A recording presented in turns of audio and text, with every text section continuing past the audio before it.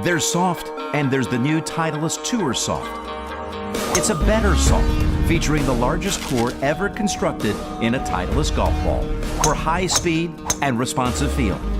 And Tour Soft's new technologically advanced, ultra-thin, very soft cover provides excellent short game control, along with an aerodynamics package that delivers a penetrating ball flight. New Titleist Tour Soft. Experience better performance. Experience better feel. This is your soft.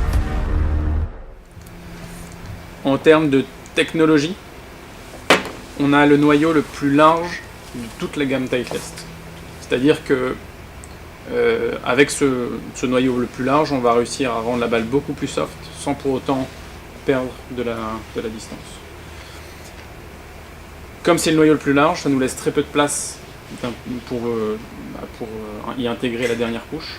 Donc ça a été un challenge de justement affiner cette dernière couche sans pour autant avoir quelque chose de très ferme au toucher.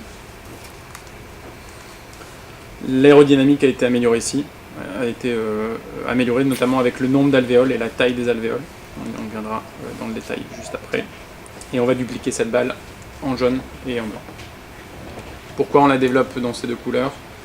Parce que sur cette catégorie de balles, les priorités du golfeur, comme la distance, le toucher, mais il y a aussi le look d'une balle. C'est pour ça qu'une Pro V1, par exemple, on la duplique pas forcément dans une couleur différente, parce que ça n'est pas une priorité pour le golfeur qui souhaite jouer cette catégorie de balle. Un inch 600 quand le diamètre légal entre guillemets d'une balle ne doit pas dépasser 1,662, 1,664. Donc, ce qui nous laisse très peu de place pour effectuer la dernière couche. Du coup, la dernière couche, on utilise l'uréthane élastomère pour la Pro V1 et la Pro V1 X. On utilisait le Fusablane, le matériau pour créer la dernière couche sur la NXT et NXT Tour S. Là ici, si on avait utilisé le Fusablane, en l'affinant, on aurait rendu la balle beaucoup plus rigide, beaucoup plus ferme au toucher, ce qui n'était pas l'objectif de cette balle. Ce qui fait que tous nos ingénieurs ont dû créer un nouveau matériau qui s'appelle le Katz Graft Cover Technology. Donc c'est un mélange, c'est l'objet de la slide suivante, c'est un mélange de ce qu'on appelle des inomères, des polymères qui sont des matériaux chimiques pour créer la dernière couche, comme l'uréthane sur la Pro V1 Pro V1 X. Ici on a deux inomères qui vont créer de la vitesse, pour justement générer de la vitesse de balle et générer de la distance. Et deux inomères qui sont là pour créer toute la douceur de la balle. Et ces quatre matériaux sont mélangés pour créer justement une dernière couche très fine, sans pour autant avoir quelque chose de ferme, mais au contraire de très souple au toucher.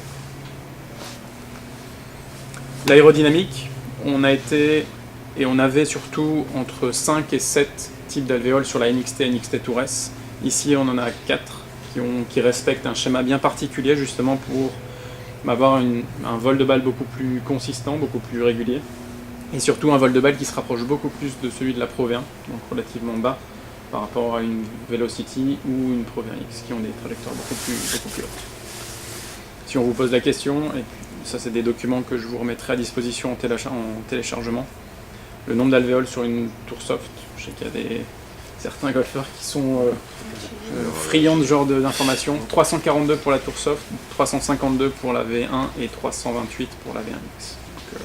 C'est le nombre d'alvéoles, et pas parce qu'on en a moins que dans les précédentes versions de balles que la balle n'est pas recouverte totalement par toutes les alvéoles. Justement, les schémas et la taille des alvéoles fait en sorte que la totalité de la balle est recouverte par les alvéoles, ce qui rend la balle beaucoup plus constante, beaucoup plus régulière.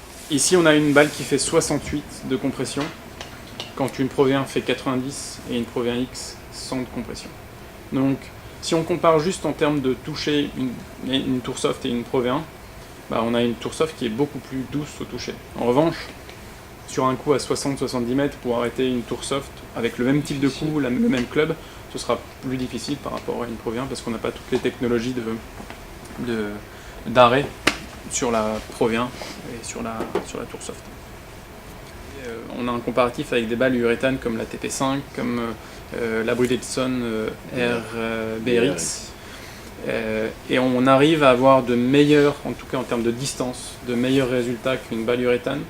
Et en termes de backspin, un spin équivalent sur un coup de wedge à une balle en uréthane. Donc c'est pas parce que c'est une balle qui n'est pas produite, qui est en 2 pièces et qui n'est pas produite avec de l'uréthane que elle va pas réagir d'une moins bonne façon que certains de nos concurrents en uréthane.